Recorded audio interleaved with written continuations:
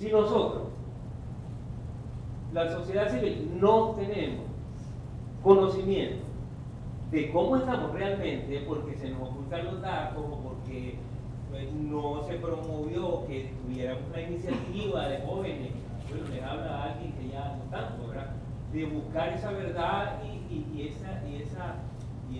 esa sed de análisis, pues yo pienso que no vamos a cambiar nada.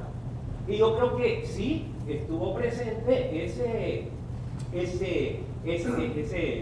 ¿cómo se le puede decir? Esa premisa fundamental de que si de alguna manera se van a mejorar las cosas, tiene que empezar por hacer algo nosotros para demandar esa información. Si en algún tiempo vimos a los estudiantes lanzarse a las calles y pedir ese 6% por la educación superior, tal vez ya es momento de que nosotros seamos las voces de todos esos niños que no pueden salir a las calles a pedir el 6% para la educación básica.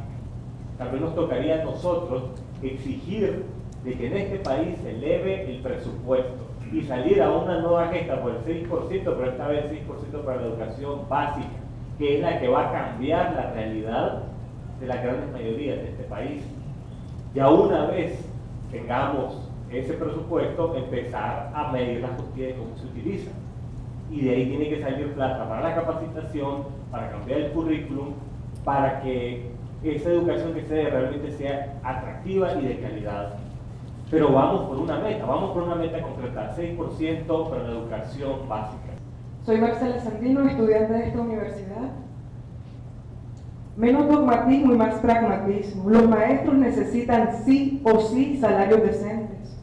Cuando a un país se le resta parte del presupuesto general de la República para la educación y la salud, lo que se obtiene es el desarrollo del subdesarrollo, lo que se puede poner en evidencia en este país. Los incentivos precarios generan compromisos precarios en la educación. Y si a un maestro no se le da lo que necesita, lo que requiere de vengar para subsistir, es poco probable que las personas se puedan educar. Para esto es necesario, precisamente, hablando de las cuestiones puntuales, exigir, porque se trata de la sociedad civil organizada. Yo creo que todos podemos. Lo que pasa es que hay que quitarse el miedo en primer lugar, y se pueden generar plantones, se pueden generar protestas, o sea, se puede hacer.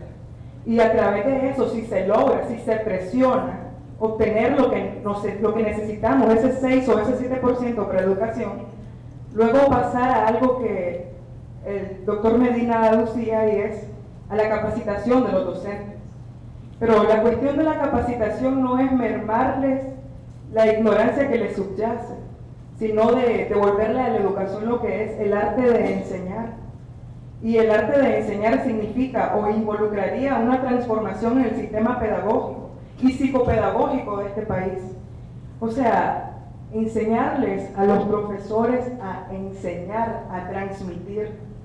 Respecto a esto, don Eduardo Galeano, que me place, decía que hay personas pequeñas, en lugares pequeños, haciendo cosas pequeñas que pueden cambiar el mundo.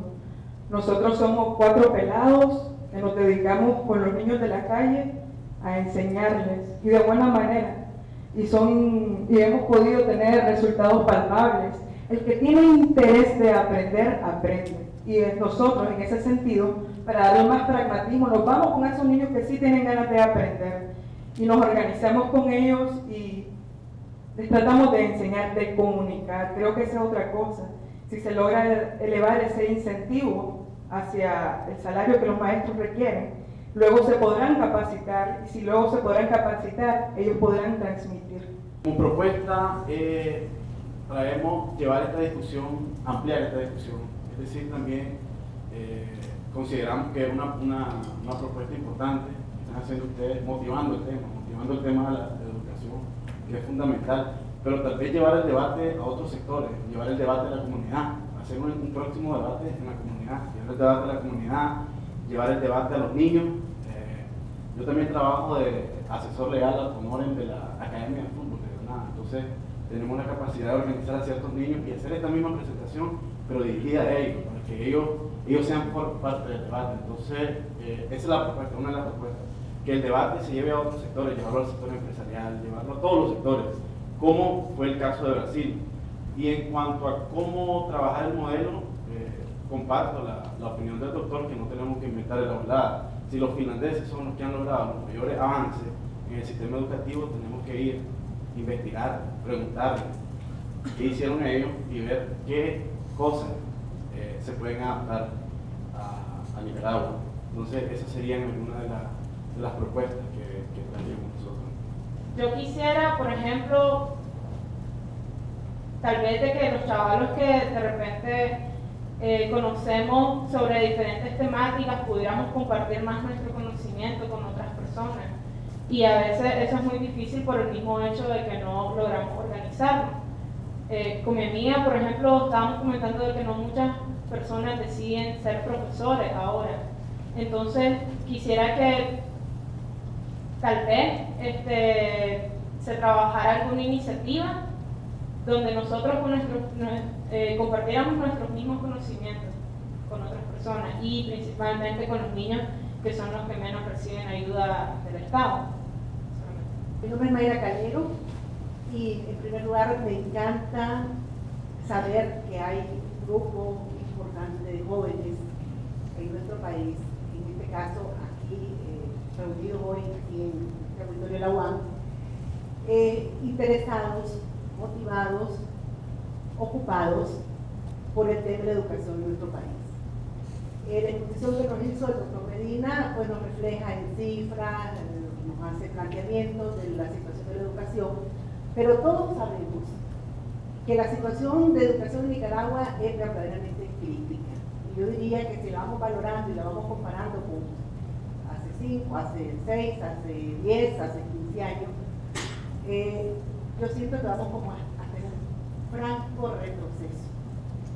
El tema de las estadísticas sí tiene que ver, no la dan completa, la dan cambiada, maquillada, las esconden, pero no hace falta ver números para saber la situación en que está la educación en Nicaragua. Lo vemos cuando los estudiantes llegan a la universidad y el ingreso y los que aprueban el examen de admisión en las universidades nacionales es mínimo. Lo vemos cuando a veces en televisión vemos a una persona que entrevista en la calle y a veces no hay manera ni de expresarse, no hay vocabulario. Las mismas universidades, los profesores y profesoras se dan cuenta cuando mandan a redactar un pequeño párrafo, los estudiantes que están llegando de la escuela secundaria y no hay capacidad de lectura, de comprensión.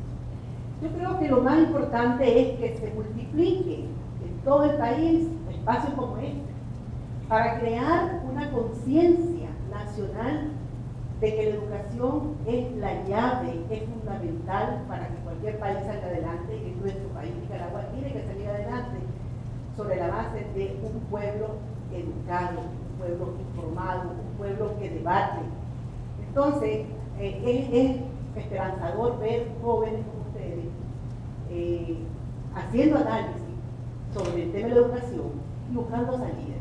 Yo diría mi primera recomendación, y tal vez la más importante, por donde hay que empezar, y es en generar una conciencia de la importancia de la educación en el país. Y como lo decía uno de los jóvenes, o los que participó, no sé si fue un compañero o una compañera, este debate, no solamente en la universidad, lo tenemos que llevar a la comunidad, en la familia, a los centros de trabajo, en las iglesias, donde hayan personas que quieran a Nicaragua, hay que trabajar el tema de la educación. Y seguramente saldrán muchísimas propuestas y mucha presión ante los temas ante la Asamblea Nacional, que define las leyes de educación, la distribución del presupuesto, la conciencia misma de los maestros y maestras, cuando digan yo no estoy bien preparado para ir a hacer el rol de maestro como debe ser.